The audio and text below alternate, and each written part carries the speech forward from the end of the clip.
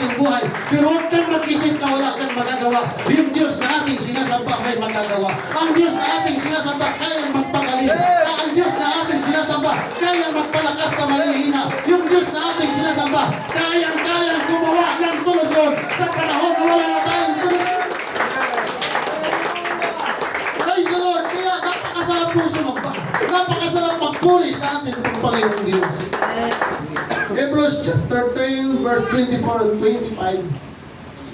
Very common verse na po ito sa atin, mga kapatid. Pwede ba sabay-sabay natin lahat basahin yan? Go! And let us consider one another to provoke unto love and to good works, not forsaking the assembling of ourselves together, as the manner of some is, but exhorting one another, and so much more as you see the day approaching. Isaalang-alang po natin ang isa't isa upang tayo'y mga udyukan sa pag-ibig at sa mabubuting mga gawa. Na huwag pabayaan ang ating pagkakatipon gaya ng kaugalian ng ilan, kundi mga palakasan ng loob sa isa't isa at lalo higit habang nakikita ninyong nalalapit na ang araw. Pag binabanggit mo diyan, nalalapit na ang araw, nalalapit na ang pagbabalik ng ating Panginoon. Amen. Sino po ang excited sa pagbabalik ng ating Panginoon? Amen? Kung tayo naniniwala sa Bible, sa mga prophecy na ang Diyos malapit ng babalik, mag-rejoice tayo. Huwag tayong matakot na babalik ang ating Panginoon. Matakot ka lang pag alam mong mapapahamak ang ating kaluluwa. Pero kung sigurado naman tayo sa ating pananampalataya na babalikan at makakasama natin ang ating Panginoon, mag-rejoice tayo na malapit ang bumalik ang ating Panginoon. Lagi po namin pinag-pray ni Pastora na bumalik ang Panginoon na buhay tayo lahat. Kasi mahirap po mga batid na hindi pa bumabalik ang Panginoon tapos mabackslide tayo, tapos babalik tayo sa dati nating mga gawa, may impyerno pa tuloy ang ating kaluluwa. Tama? Amen. Amen? Amen. Kapatid, hindi po kayo babalik at maglilingkod sa Panginoon kung hindi natin alam na mabuti ang Diyos na ating pinaglilingkod. Praise God. Mga kapatid, sa langit wala na pong visitors. Ang mga makakapasok sa langit, disciples. Amen. Yung makakapasok sa langit, yung may pagtitiis at handang magtitiis, hanggang maglingkod sa ating Panginoon. Hanggang di pa siya bumabalik. Amen? Amen. Praise the Lord. Hindi makisuhin in the church, but drawing near to God.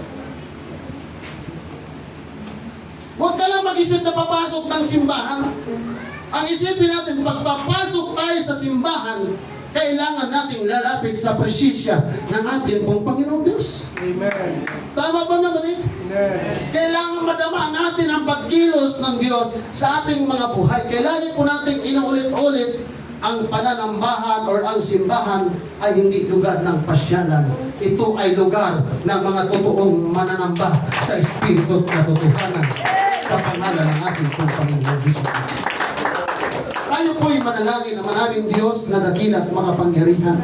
Kami at pagpalain tayong lahat ng ating pong Panginoong Diyos.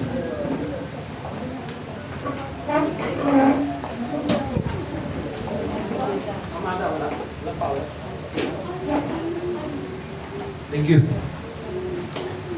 Now, isa po sa ipinapaalala ng writer po ng Book of Hebrews na kung saan po, kung mapapansin natin, ang Sunday service o yung ating pagsasamba o pagsisimba sa araw ng linggo, ito po ay utos.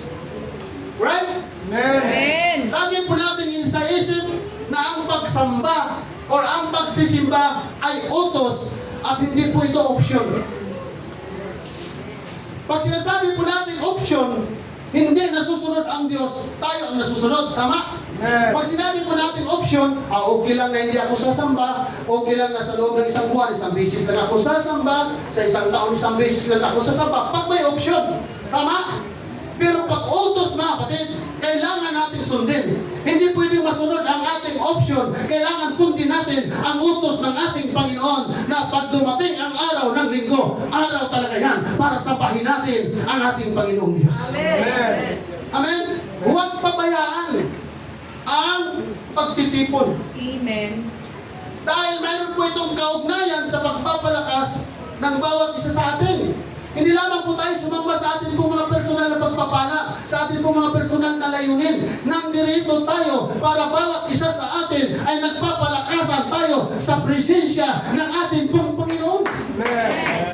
Para walang uuwing mahina, para walang uuwing matamlay, para walang uuwing bigo, kundi tayong lahat ay pinalakas sa presensya ng ating Panginoon. Kung tayo po'y nagkakaisa na sumamba sa ating pong Panginoon Diyos.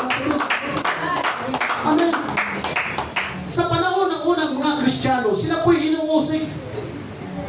Napakahirap po para sa kanila ang magkaroon ng pananambahan na ganito. Kaya marami po sa kanila ang nakakaranas ng takot. Kaya mayroong iba na humihinto na o tumitigil na sa pagdalo sa gawain ng Panginoon. Bakit? Pinipersecute po sila. At hindi lang pinipersecute, tinatamad na yung iba. O talagang mayroong katamaran sa mamba. Lahat ba pwedeng sabigaw? Wala yan dito, Pastor. Wala yan dito, Pastor. Amen? Nangyayari din sa kanila, mga kapatid, na hindi lang sila takot sumamba, talagang tinatamad na yung iba na sumamba. Amen. Mayroon namang mga tao na faithful sa attendance, pero walang personal na ugnayan sa Diyos. Hello? Amen. Okay lang ba na ituloy natin, mga kapatid? May kausap po ba ako? Ang simbahan, ito po'y hindi destinasyon. Ito po'y daan patungo na tayo ay magkaroon ng mas malalim na relasyon sa ating pong Panginoong Hesus Kristo. Yan po ang purpose kung bakit tayo sumasamba. Amen. Ang Sunday gathering, ito po'y lifeline ng ating pananampalataya. Praise the Lord! Amen. Sino po ang nakakita ng salbabida? Amen. Pag pumunta ka ng mga swimming pool, mga dagat, mga ilog, mga mga malalaking paligon, may salbabida. Alam niyo po ba kung anong ibig sabihin ng salbabida? Alam niyo ba ibig sabihin ng salbabida, mga kapatid? Ang sinasalba ng salbabida, yung bida-bida. Di ba mayroong mga tao pag naligo, bida-bida? Kahit na hindi marunong lumangoy, mag-a-acting na marunong lumangoy, bida-bida eh. Para pag nalulunod siya, para masalba. O yeah, guys yun. Yeah, salba bida. Bakit kailangan ng salba bida? Para maligtas kung tayo nalulunod, tama? Amen. Bihira ka makakita ng isang rescuer sa isang beach resort, mga kapatid, na wala silang salbabida. Mayroon talagang salbabida yan. Kahit marunong silang lumangoy, mayroon silang salbabida. Pag mayroon na silang i-rescue, hindi sila pwedeng lalangoy na lang basta-basta pag walang salbabida. Ama? Dahil ang salbabida lang ang pag-asa na maniligtas yung nalulunod na. Kaya tingnan niyo po yung hindi marunong lumangoy. Wala siyang pagpili ng salbabida. O buti ng soft drinks pala. Buti ba yan? Plastic ng soft drinks, mga kapatid, di ba? Ayan, nakita niyo ba yan? Amen. O, lutang ka dyan. Kailangan yan siya hindi marunong lumangoy. Tama? Yan po ay hinahawakan sa oras ng kagibitan. Sino nito marunong lumangoy? Hallelujah. Sa ating pong pagsamba, mga kapatid, ang ating sandigan sa gitna ng ating pagsubok, ang pagpasok natin sa church, kaya tayo sumasamba, kaya tayo nananalangin, dahil yan po ang ating lifeline sa gitna ng mga pagsubok na darating sa ating mga buhay. Amen. Amen! Sa tuwing nangihina tayo, sa tuwing napapagod tayo, sa tuwing nasasaktan tayo, sa tuwing nagkakasakit tayo, ang Diyos ang ating lifeline. Kaya tayo sumasamba, kaya tayo nananalangin, mga kapatid. Amen! Yan po ay ugnayan natin sa Diyos. Kaya tayo sumasamba dahil pinapatibay po natin ang ating ugnayan sa Diyos para hindi tayo lumubog sa atin pong mga pananampalataya at hindi tayo mawawala sa paglilingkod sa atin pong Panginoong Diyos. Amen? At karamihan po sa may mga salbabida, minsan pa nga yan, nilalagyan ng tali. Para paghirap yung dalawang sumakay sa salbabida, mayroong tali sa tabi, hihilain na lang. Para yung nahihirapang lumangoy, nakakapit na sa salbabida, madala sa tabi. Mga kapatid, ang atin pong pagsamba, ang atin pong pananalangin, yan po ang humihila sa atin para bumalik yung ating dating tibay na relasyon sa ating pong Panginoong Diyos. Walang taong malago na hindi sumasamba spiritually. Walang taong matibay sa paglilingkod sa Panginoon na hindi sumasamba. Walang taong tumatagal sa paglilingkod sa Panginoon na hindi nananalangin. Tama? Pag wala tayong prayer, pag wala tayong pagsamba, kung sa isang taon, isang beses lamang tayo sa samba, mamamatay ang ating pananampalataya. Salamat na lang na hindi pa bumabalik ang ating Panginoon. Binibigyan pa niya tayo ng pagkakataon na makasamba sa Kanya para muling buhayin at tuloy-tuloy na mabuhay ang ating pananampalataya. Amen? Praise God. Sino po dito ang nakakakita ng lubid? Amen. Ang lubid po ay may malaking tulong sa ating buhay yan. Praise the Lord. Pag nawala tayo sa paglilingkod sa Panginoon, sad to say to her brethren, na mayroon pong mga Kristiyano na nagpapakamatay, nagbibigti dahil hindi nakayanan ang problema. Pero nung wala siyang mabigat na problema, sumasamba, nananalangin, nagpupuri, umaawit sa Panginoon dahil mabuti ang Diyos at makapangyarihan ang Diyos. Pero nung sinubok na siya sa kanyang mabigat na problema, nagbigti na. Meron namang iba, hindi kaya magbigti sa liig. Sa kamay, brother siya. Kita mo yun siya? Nagbigti, kamay. Tinanong siya, bakit sa kamay? Kasi pag sa liig, nahirapan at huminga eh. Kaya sa kamay na lang. May mga tao naman, mayroon tayo mga kababayan na mayroong ritual, mayroong gawain sila sa loob ng isang taon, isang beses na nag-aagawan sila na makaakyat doon sa tinutulak o tumatakbo sa daan na mahina, na mayroong mga lubing na hila-hila, yung iba bumapalya, yung iba mayroon bang namamatay dyan. Ang gusto nila mangyari, makarating lang sila doon sa may lubing para makakapit. Hindi yan, di ba, Brother Jimmy? Milyon-milyon sila. Makikita mo sa gitna ng kalsada, pinakita nila ang kanilang pananampalataya na kahit maiinitan, kahit nauuhaw, kahit nagugutom, nagsisiksikan sila para makahawak lang sa literal na lubid para maipakita nila na sila'y totoong pananampalataya. Amen? Matindi mga kapatid. Pero isang beses lang nila yan ginagawa sa isang taon. Ang totoong mananampalataya, hindi tayo humahawak sa literal na lubid. Ang totoong mananampalataya, pinanghahawakan natin yung ating pagsamba. Hindi lamang araw ng linggo. Yung ating panalangin, hindi lamang araw ng linggo. Mga kapatid, kailangan matibay ang kapit natin. Yung iba dyan, laktos na yung mga kamay dyan, pero kumakapit sila kahit nababalya sila. Pero tayo walang ganyan, mga kapatid. Pag nasa balon ka, pag malaglag ka sa malalim na balon at wala kang paraan para makaahon ka, pag mayroong lubid na ilalaglag sa'yo, anong gagawin mo para makalabas? Kumapit ka. Diba? Yan ang salita ng ating Panginoong Diyos. Yan ang pangako ng ating Panginoon. Minsan nasa ilalim tayo ng balon ng problema, mga kapatid, na tila baga hindi na tayo makaahon, tila baga nahihirapan tayo. Pero isipin mo, yung ating pagsamba, yung ating pananalangin, yun yung ating lifeline, yun yung ating lubid ng ating pananampalataya, mga kapatid, para makaahon tayo. Amen. Naunawaan niyo po ba ang sinasabi ko? Amen. Hindi po literal na lubid ang pinag-uusapan natin dito na makakaligtas sa atin. Ang makakaligtas sa atin, yung ating tuloy-tuloy na pagsamba sa ating Panginoon. Na kaya tayo yung maraming problema, sasamba pa rin tayo. Kakapit tayo sa ating pananampalataya. Ay, songko. Palagpagan mo natin ang ating Panginoon. Kaya sa Book of Acts, sa chapter 2 ng Book of Acts, mababasa natin doon na ang unang mga mananampalataya, nagtipon-tipon sila sa bahay. Ang prayer meeting nila, Sister Chat, sa bahay. At lahat sila mga kapatid, halos. Dahil pagkatapos nila ng prayer meeting, may kainan, may tinapay. Pero hindi sila umaattend ng prayer meeting nang dahil sa tinapay. Meron kasi mga tao na kayo pumupunta sa gawain dahil sa pagkain. Nung wala nang may pagkain, yung nagpapakain, hindi nadadalo sa gawain. Pero sila mga kapatid, iba. Pag mayroon silang pagtipon-tipon sa mga gawain, dahil bahay-bahay sila eh. Hindi naman kasi tayo pwede ngayon magbahay-bahay na. Tapos dahil lahat ng kapatiran, 5 tao pa nga lang, mapupuno na yung bahay natin eh. Pag dinala natin ang lahat ng kapatiran, kawawa naman yung... Kaya mayroon tayong pananambahan. Dito tayo nagtitipon-tipon. Amen?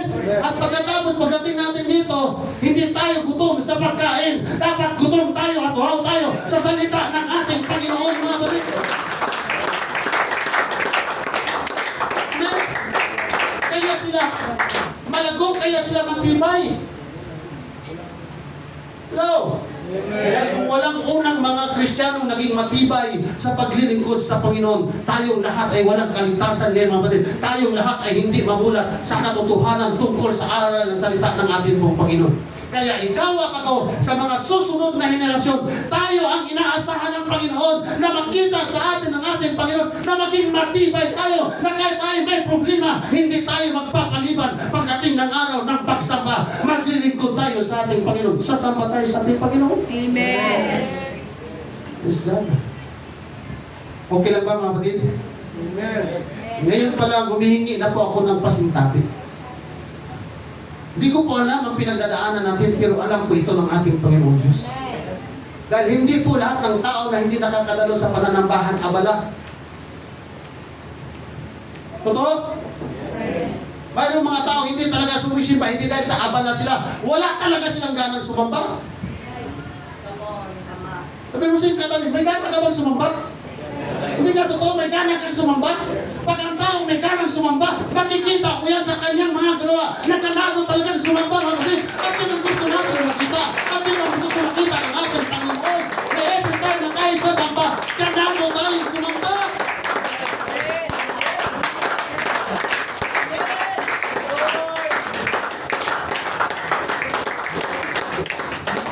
Hindi yung sasamba tayo dahil may oras. Saka na lang pag may time ako. Okay lang ba, mga kapatid? Amen. Mas higit makarinig na saka na lang ako sa samba pag may... Kaya humingi na po ako ng pasintabi, mga kapatid. But the truth shall set us free. Para tayong lahat po ay makakalayo.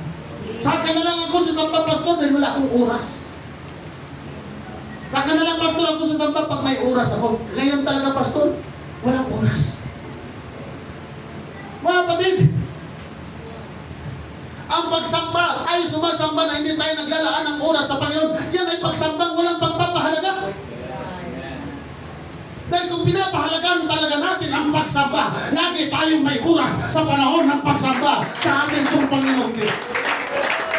Napakasarap pakinggan sa isang tatay, napakasarap pakinggan sa isang nanay, napakasarap pakinggan sa isang young people. Itigil mo muna ang paglalaba mo, itigil mo muna ng trabaho. Bakit? Oras ka. Anong oras ka? Oras ka para sumamba sa ating pong Panginoon Diyos. Kaya every time na papasok tayo sa ganito, ito yung moment natin, ito yung oras natin na tayo sasamba sa ating pong Panginoon Diyos.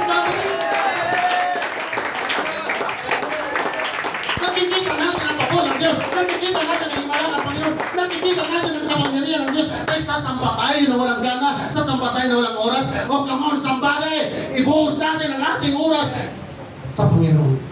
Amen. Hallelujah. Okay lang ba kayo, mga kapatid? Amen. Bakit kailangan natin sumamba, pastor? Dahil gumagawa at kumikilos ang Diyos sa ating pagtitipon. Although kumikilos siya nung wala tayo sa pananambahan, pero lalo nating madadama ang pagkilos ng ating Panginoon pag nandito tayo sa lugar ng pananambahan. Alam niyo po, mga kapatid, hindi naman sa una nating pagdalo malago ng ating pananampalataya. Kaya lang tayo nagkaroon ng pananampalataya. Every time time na tayo dumadalo sa gawain ng Panginoon. Dahil ang sabi ng banal na kasulatan, habang tayo nakikinig at nakikinig ng salita ng Panginoon, hindi man lahat natin na-memorize yan, pero habang tayo sumasamba, habang tayo nakikinig, nagkaroon tayo ng pananampalataya. Kaya mayroon nagpabaptize kanina mga kapatid, hindi natin sila pinili, pero sila ng kusang nagdesisyon. Bakit? Nangusap ka kanila ang ating Panginoon na yung ating pakikinig pala, may kapuluhan pala ito sa harapan ng ating Panginoon. Kaya mayroon mga tao na lumalago ang kanilang pananampalataya sa Panginoon dahil tuloy-tuloy na sumamba. Kaya ang sabi ng Book of Hebrews, huwag natin kaligtaan ng pagtitipon. Maliban na lang talaga sa emergency mga kapatid. Mahirap kasi yung naka-dextrose ka na, naka-oxygen ka na. Magsamba tayo kasi sabi ni Pastor. Tama? Praise God. Okay pa ba kayo mga kapatid? Hindi po kasi sapat yung online. Kung kaya naman natin mag-onsite. Pastor, sa online na lang kami sasamba. Hello? Okay ang sa online. Pero mas lalong okay na nagkita-kita tayo dito na sama-sama na sumasamba sa ating Panginoon Kristo. At salamat po sa ating pong Panginoong Kristo.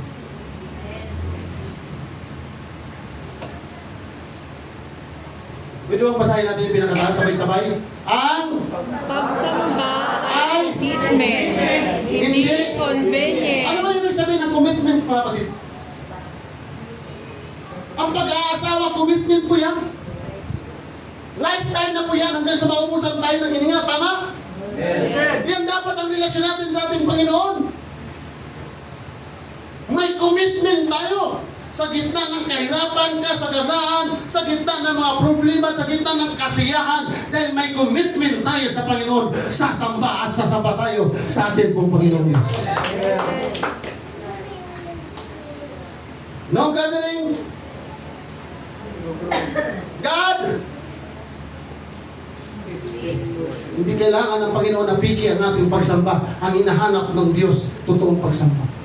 Wala ang kwenta sa Panginoon, ang galing nating umawit. Lahat tayo umaawit. Pero pagdating ng Monday, pagdating ng Lunes, hallelujah! Kapatid, bakit kailangan natin magtipon? Para lumago tayo ng lumago.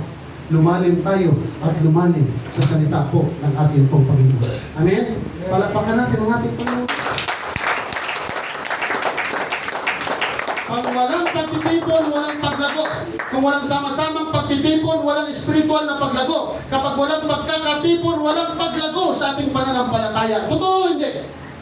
Subukan mong sumamba sa isang ganitong simbahan, ikaw lang mag-isa. Sino may gusto mga kapatid? Araw ng linggo, ikaw lang mag-isa. Ikaw lang talaga mag-isa. Sa tingin niyo po, lalago ka. Pag sumamba ka, ikaw lang mag-isa dyan, nakaupo. Walang nag-aawit, walang tumutugtog. Mag-isa ka lang talaga. Baka nga wala pang kalahating minuto, hindi na tayo magpipray mga kapatid. Baka wala pang 5 minuto, uwi na tayo. Kasi wala kang kasama, tama? No man is nakakalungkot sumamba. Maraming mga mananampalataya, maraming mga tao, pero pagdating ng araw ng linggo, hindi makakatin sa pananambahan. Pero salamat po sa ating Panginoong Diyos, mga kapatid. Maaari may bakante pa dyan upuan, but majority, kung kayo'y kasama ko na totoong mananamba, lalago ka sa ating pong pagtitipon, sa paglilingkod po natin sa ating Panginoon. Amen. Hallelujah. Amen. Every Sunday, i-priority po natin ang pagsamba po natin sa ating Panginoong Diyos. Okay ba mga kapatid? Amen. Kasi po yung ating pagsamba, nagbibigay po ng encouragement sa bawat isa sa atin. Sino po dito na-encourage pag nakita mo ang ating kapwa na sumasamba? Amen. Makita po ng kami na nakikita mo ang ating mga kapatid na na-encourage. Alam niyo po, Anay Minda, pasensya na po. Pag nakikita ko po yung magkapatid, tumatakbo ako doon. Senador. Inahawakan ko talaga sila sa kamay. Doktora. Bakit? Anong layunin ko? Anong purpose ko? Na-encourage ako sa magkapatid. Nakita natin mga kapatid, senior na sila. Ang kanilang pagkilos ay paglakad, hindi katulad sa atin. Pero nagsisikap sila na makarating sa araw ng linggo para sumampa sa ating Panginoon. Hindi po ba nakaka-encourage yan? Maraming mga tao, walang diferensya ganyan. Maraming mga tao, hindi katulad sa kanila. Pero wala sa araw ng pananambahan kung sino pa yung mayroong nararamdaman. Eh, lalo na kung magpabaptize yung kapatid mo. Sister Minda, di po ba? Mga kapatid, nakaka-encourage yan.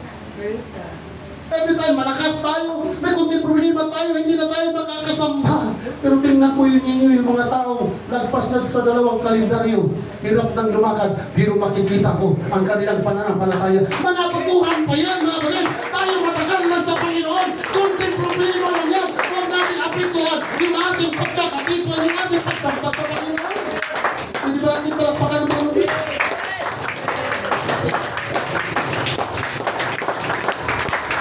Lahat ng senior magsabi, praise the Lord. Praise the Lord! Ayaw lang kasi nila sa harap, mga kapatid eh. Ayaw lang nila sa harap eh. At hindi lang po may mga senior dito. Mayroon pa tayong mga kasama dito, mga kapatid, na mayroong nararamdaman sa katawan. Ah. Nagsingot-singot nga kami ng ipikasin oil doon sa likod. Pero sige lang. Hanggat mayroon tayong hininga, masarap sa presensya ng ating pong Panginoon Diyos.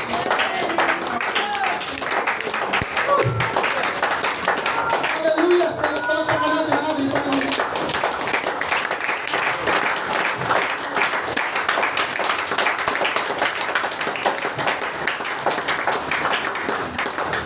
Kaya sa Isaiah chapter 1, nirebuke ng Panginoon yung bayang Israel. Sinaway sila ng Diyos. Dahil yung ganitong ginagawa natin mga kapatid, wala to sa dulo ng kalingkingan. Sa unang ginagawa ng bayang Israelita. Mga singers ka lang nila, 200,000 eh. Ang pananambahan nila napakalaki. Ginto. Kung seremonyas man lang ang pag-uusapan, wala tayong panalo sa kanila. Pero nagalit po sa kanilang Panginoon, nirebuke sila ng ating pong Panginoon. Maayos yung mga pananambahan, yung flow ng kanilang service talagang systematic. Pero nirebuke sila ng ating Panginoon. Kasi samba sila ng samba, hindi nagbago ang kanilang buhay. Tayo ba mayroong pagbabago mga kapatid? I-check natin ang ating mga sarili. Mayroon ba talaga tayong pagbabago mula nung tayo naglingkod sa ating Panginoong Diyos? Hello? Amen. Ang hinahanap ng Diyos, hindi relasyon, ay hindi, ang tawag yan? Ritual. Right. Yes. Ang hinahanap ng Diyos, yung lahat ng sumasamba, gustong magkaroon ng matibay na relasyon sa Kanya. Amen. Si marami po, tayo, marami mga tao, mga kapatid, na mas masigasig sa atin pagdating sa gawain. Right.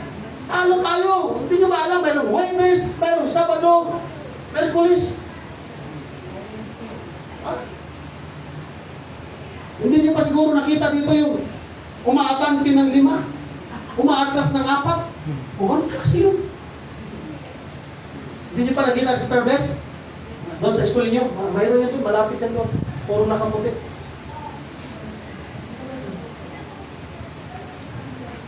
Praise God. Ayaw ng Panginoon na active tayo sa gawain, pero walang pagbabago ang ating mga buhay. Ang kailangan ng Diyos, hindi lang tayo active, kailangan mayroon pong pagbabago sa ating mga buhay.